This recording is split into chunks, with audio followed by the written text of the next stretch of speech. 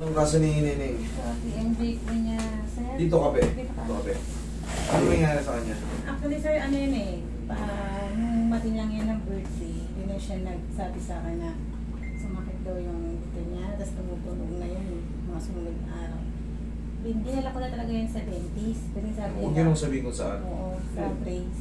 Kaso, mahal. Ganun talaga. Oo, nag-search ako. Baka may ibang mga option. Ayun nga, nakita ko po yung... Anong nararamdaman? Normal siya? Anong nararamdaman? Kaso madalas na lang po kasi sumasakit ngayon yung... Ulo. Saan yung sumasakit? Saan yung naapektuhan? Dito. Diyan, tapos saan pa? Yung sabi mo, minsan sumasakit na yung leeg. Yung sa... Hindi yan. Damay yan yung pag ganun. Para siyang, siyempre, ngalay yung dito mo yun. Ganun ka lang, ganun.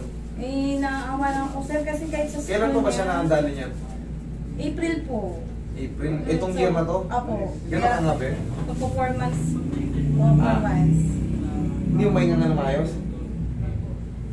Kasi every morning... Wala nga, hindi niya nga mga... Pero yan, Hindi mo talaga mga nga na malaki. Oh, God. dislocate nga yan dito. Dito ka. Sige nga. Sara. Okay. Hindi niya mahinga nga talaga. Oh. Sige nga. Sara. Okay, sige. Nga malaki. Sige, dahan-dahan Sara. Sige. Okay, sige nga malaki nga. Nga. Mga nga muna mamaya. Sige nga malaki. Sige nga.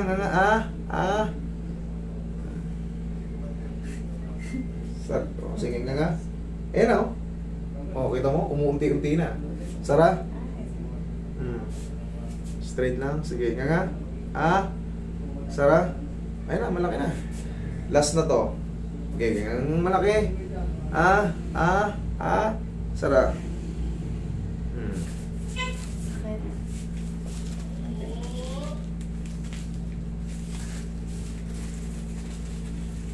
May iiwan pa diyang pain kasi medyo matagal-tagal na.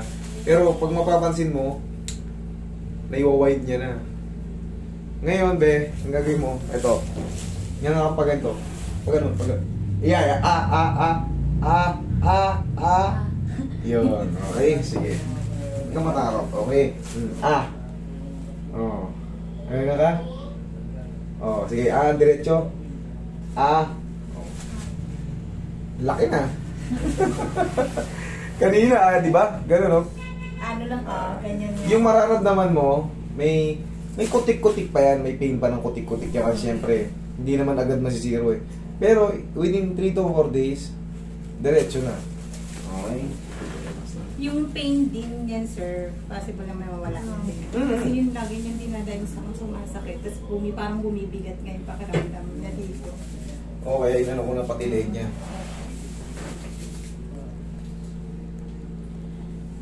Tandaan mo, pag hindi na kayo makanganga ng maayos, may problema na yung nyo.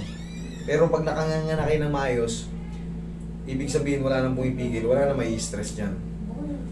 Nganga nyo, ganina eh. Ngayon, no? Ayan, ano niya na.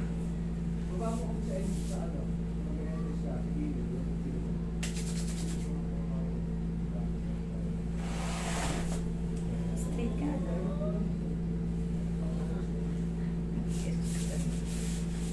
Straight ka. Sige nga. Sara. Sakit pa? Okay, kalas. Thank you. Saan po kami